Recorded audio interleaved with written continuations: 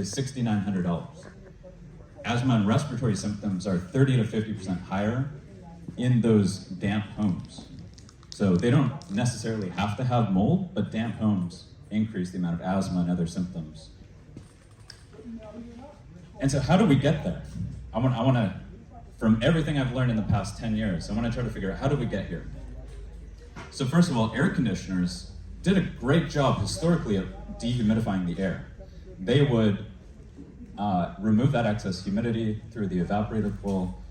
It would prevent mold because some of that excess moisture in the home would be brought down to levels where the mold wouldn't grow, moisture wouldn't condense on surfaces, and then in 1979, we've been slowly eking out some of that dehumidification capacity of air conditioners. So there's, as you guys know, the sensible heat ratio, there's the sensible load and the latent load.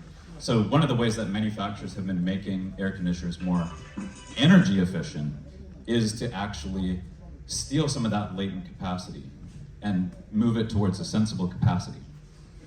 So we've got more efficient air conditioners, but now they're not doing as much dehumidification.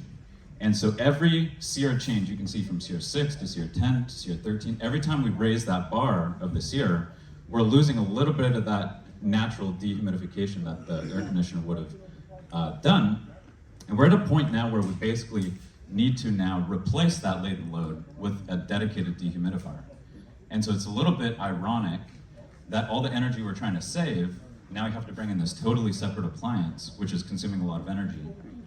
And so now we have, but arguably this is a good thing, because when you decouple something that's in charge of sensible and something that's in charge of latent, you do have an advantage that they're going to do their own job.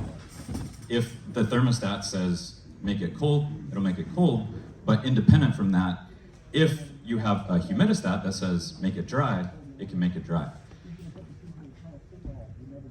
But only 13% of